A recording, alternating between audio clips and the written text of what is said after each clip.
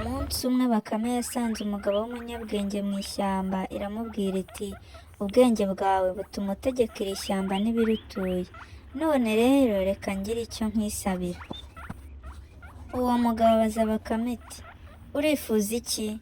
Nayo iti ndi gusaba ko unyongerera ubwenge kugira ngo mburushe izindi nyamaswa zose.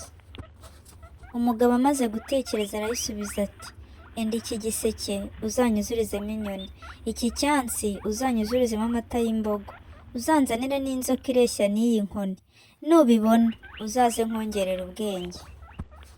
Bakame ibatura ibyo bintu uwo mugabo yari ayihaye, ijya ku migezi aho inyamaswa zose zikoranira zishotse.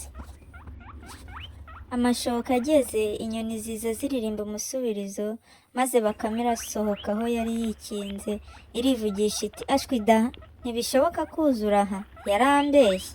Inyoni zibyumvishe ziti Bakame uravuga uduki? Bakame iti hari uwambeshye ngo mushobora kujya muri iki giseke mukacyuzura, ariko njye ndabona bidashoboka. Inyoni ziti genda Bakame uri umunyamashyengo, reka tukwereke. Iya mbere irinjira, iya kabiri yicokamo, iya gatatu icaho, bityo kugeza igihe igiseke cyuzuriye. Nuko Bakame ikubitaho umutemeri, irarumya, ihisha igiseke iruhande rw'umugezi, irinumira. Muri ako kanya imbogo nayo irashoka. Bakame yibonye iti yewe gabaka, mbega ngo abantu barakubeshya, ibi bishoboka bite? Nabyemera nte? Imbogo irayisubiza iti uravuga uduki Baka? Bakame iti ndeka ntibishoboka. Imbogo iti ese ni ibiki? Bakame iti nateze n'umuntu anyemeza ko ushobora kuzuza iki cyansi amata da, ariko njye mbona ko bidashoboka. Imbogo iti ishyengo ryawe ndarizi. Bakame izunguza umutwe iti ntibishoboka rwose. Imbogo iti reka nkwereke. Nuko igira itya ihagarara hejuru y'icyansi, yivurunganyirizamo, mu kanya nk'uko guhumbya kiba kiruzuye. Bakame iti urantsinze koko.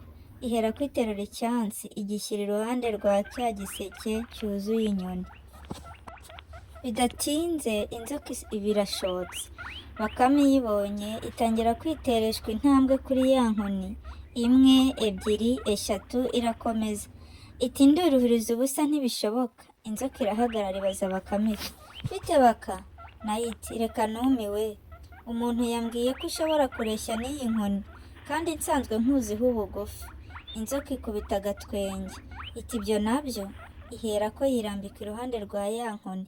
Bakame ntiyazuyaza, ihita iyihambiriraho. Nuko ifata ibyo yatumwe byose irikorera no kwa wa muntu. Abibonye arumirwa, amaze kwiyumvira abwira Bakame ati nkongereye ubwenge ku bwo ufite naba ndi igicucu, gumana ubwo ufite burahagije. Nuko Bakame ibonye ko hariho izindi nyagenge ziyirusha, yikubura ishengurwa n'ishavu ry'uko yagokeye ubusa. Sinjye wahera hahera umugani.